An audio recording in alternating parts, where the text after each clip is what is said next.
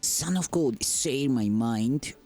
And you don't die. This is the season 3, the episode 529 in the series How to Manifest Immortality. And the name of today's teaching is The Cloud of Guilt. Guilt remains the only thing that hides the Father, for guilt is the attack upon his Son. The guilty always condemn, and having done so, they will condemn, linking the future to the past, as is the ego's law. Fidelity to this law lets no light in, for it demands fidelity to darkness and forbids awakening. The ego's laws are strict, and breaches are severely punished. Therefore, give no obedience to its laws, for they are laws of punishment, and those who follow them believe that they are guilty, and so they must condemn. Between the future and the past, the laws of God must intervene if you would free yourself. Atonement stands between them like a lamp, shining so brightly that the chain of darkness in which you bound yourself will disappear. Release from guilt is the ego's whole undoing. Make no one fearful, for his guilt is yours, and by obeying the ego's harsh commandments, you bring its condemnation on yourself, and you will not escape the punishment it offers to those who obey it. The ego rewards fidelity to it with pain, for faith in it is pain, and faith can be rewarded only in terms of the belief in which the faith was placed. Faith makes the power of belief, and where it is invested determines its reward. For faith is always given what is treasured, and what is treasured is returned to you. The world can give you only what you gave it. For being nothing but your own projection, it has no meaning apart from what you find in it and place your faith in.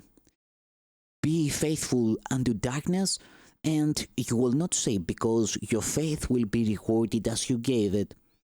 You will accept your treasure, and if you place your faith in the past, the future will be like it. Whatever you hold dear you think is yours. The power of your valuing will make it so. Atonement brings a re-evaluation of everything you cherish, for it is the means by which the Holy Spirit can separate the false and the true, which you have accepted into your mind without distinction. Therefore, you cannot value one without the other, and guilt has become as true for you as innocence. You do not believe the Son of God is guiltless because you see the past and say him not. When you condemn a brother, you are saying, I who was guilty choose to remain so. You have denied his freedom, and by so doing, you have denied the witness unto yours. You could as easily have freed him from the past and lifted from his mind the cloud of guilt that binds him to it, and in his freedom would have been your own. Lay not his guilt upon him, for his guilt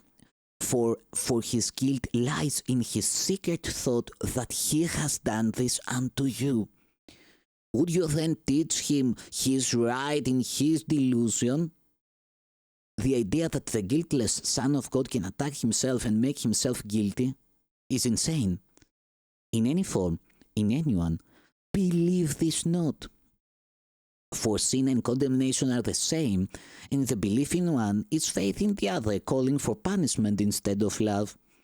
Nothing can justify insanity, and to call for punishment upon yourself must be insane. See no one then as guilty, and you will affirm the truth of guiltlessness unto yourself. In every condemnation that you offer the Son of God lies the conviction of your own guilt. If you would have the Holy Spirit make you free of it, accept his offer of atonement for all your brothers, for so you learn that it is true for you. Remember always that it is impossible to condemn the Son of God in part. Those who seem those whom you see as guilty become the witnesses to guilt in you, and you will see it there, for it is there until it is undone. Guilt is always in your mind, which has condemned itself.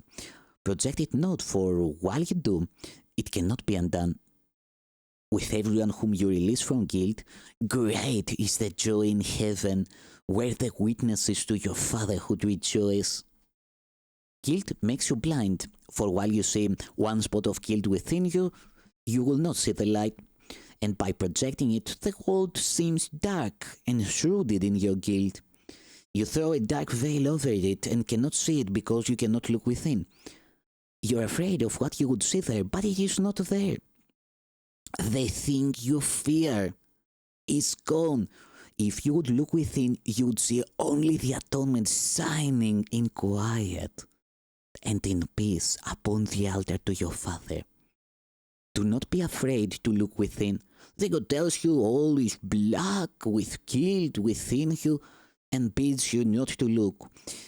Instead, it bids you look upon your brothers and see the guilt in them. Yet this you cannot do without remaining blind. For those who see their brothers in the dark and guilt in the dark in which they shroud them are too afraid to look upon the light within. Within you is not what you believe is there and what you put your faith in. Within you is the holy sign of perfect faith your Father has in you. He does not value you as you do. He knows himself and knows the truth in you. He knows there is no difference, for he knows not of differences. Can you see guilt where God knows there is perfect innocence? You can deny his knowledge, but you cannot change it. Look then upon the light he placed within you, and learn that what you feared was there has been replaced with love. Thank you, Son of God.